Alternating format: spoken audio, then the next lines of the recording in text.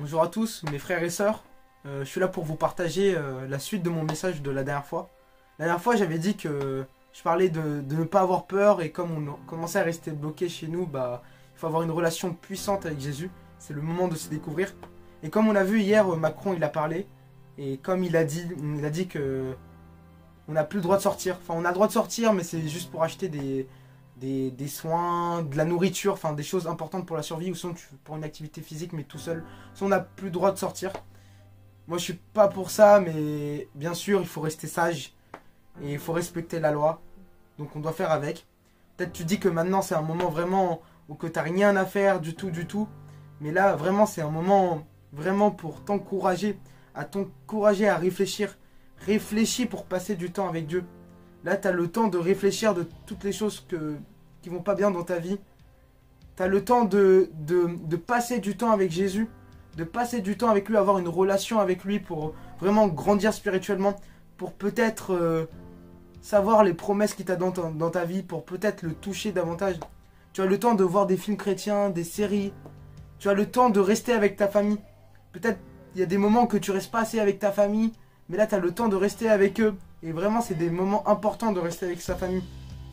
Là, en ce moment, il y a le coronavirus. Mais avec Dieu, c'est pas grave parce que ça ne va pas du tout t'atteindre. Moi, j'ai une question à te poser d'ailleurs. Où ira ton âme? C'est ça le plus important. On s'en fout si tu es atteint du coronavirus ou pas. Même si tu ne vas pas être atteint parce que tu as Dieu avec toi et tu es victorieux.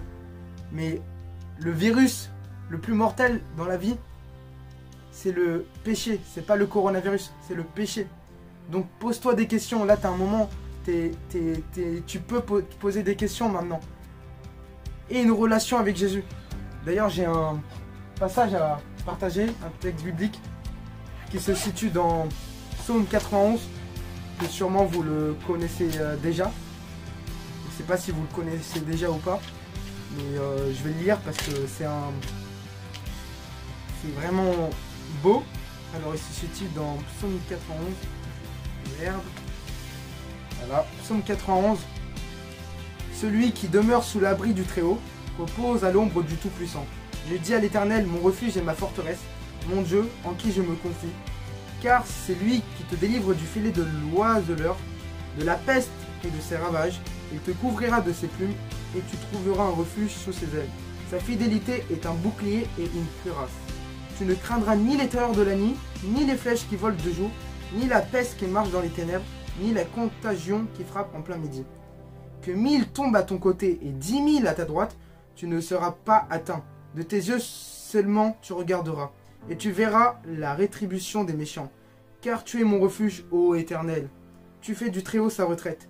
Aucun malheur ne t'arrivera, aucun fléau n'approchera de ta tente, car il ordonnera à ses anges de te garder dans toutes tes voies.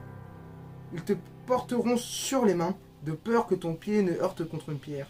Tu marcheras sur le lion et sur l'aspic. Tu fouleras le lionceau et le dragon. Puisqu'il m'aime, je le délivrerai. Je le protégerai puisqu'il connaît mon nom. Il m'invoquera et je lui répondrai. Je serai avec lui dans la détresse. Je lui délivrerai et je le glorifierai. Je le rassasierai de longs jours et je lui ferai voir mon salut. C'est un psaume que j'aime énormément. Et donc j'ai juste un petit message à vous dire aujourd'hui.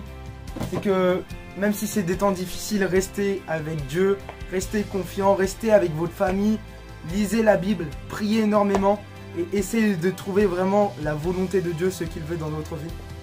Et passez vraiment une agréable semaine, un agréable confinement et à la prochaine.